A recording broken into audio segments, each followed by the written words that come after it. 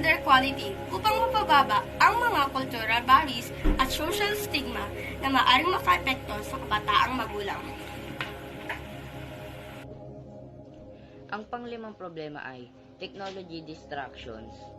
Sa pag-aaral ay nagiging isang alalahanin dahil ang labis na paggamit ng teknolohiya at gadget sa paaralan ay maaaring magdulot ng mga negatibong epekto ng mga estudyante. Narito ang ilang mga dahilan. Una, lack of focus. Ang paggamit ng gadgets tulad ng smartphones at tablets sa loob ng classroom ay maaaring makatulong sa kawalan ng focus at atensyon sa mga aralin.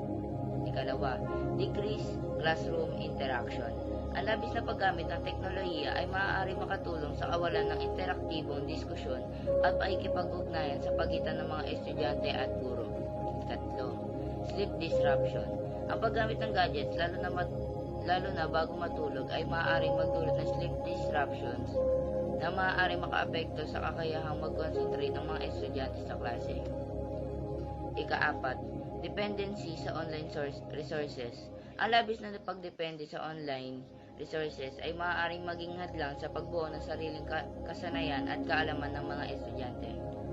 Ang mga solusyon naman dito ay ikauna, tech-free zones. Itaguyod ng mga tech-free zones sa paaralan, lalo na sa mga silid-aralan kung saan ang paggamit ng mga gadgets ay limitado o ipinagbabawal. Ikalawa, balanced use of technology. Ituro ang tamang paggamit ng teknolohiya at gadgets na may kaukulang oras at layunin sa pag-aaral. Ikatlo, digital literacy education.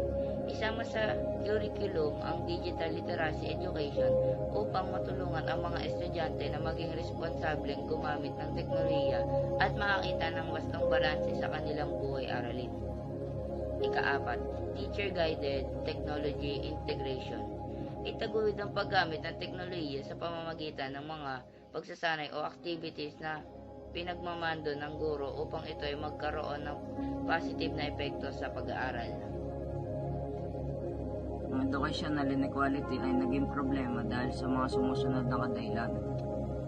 Access disparities. Hindi pantay-pantay ang access ng mga kabataan sa edukasyon kung saan may mga komunidad na may sapat na resources at oportunidad. Samantalang may iba na nahihirapan sa kakulangan nito. Quality disparities. Ang kalidad ng edukasyon ay maaaring mag-iba-iba depende sa lokasyon. Ang ilang paaralan ay maaaring may mas modernong pasilidad, mas mataas na kalidad ng guro, at mas maraming educational resources kaysa sa iba.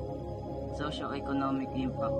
Ang hindi pantay-pantay na edukasyon ay maaaring magdulot ng malawakang epekto ng socio-economic status ng mga kabataan. Ang mas mababang kalidad ng edukasyon ay maaaring maging hadlang sa kanilang pangmatagalang kaunlaran. Solusyon, funding equity. Siguraduhin pantay-pantay ang pondo sa mga paaralan, lalo na sa mga komunidad na may kakulangan sa resources. Ito ay maaaring ang pagtaas ng public funding para sa edukasyon. Teacher training and development.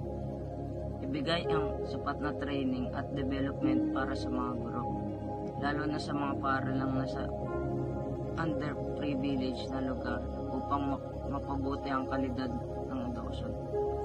Access to educational resources. Siguraduhin may access ang lahat ng paaralan sa sapat na educational resources tulad ng mga aklat, teknolohiya at iba pang kagamitan na makakatulong sa pagunlad ng edukasyon.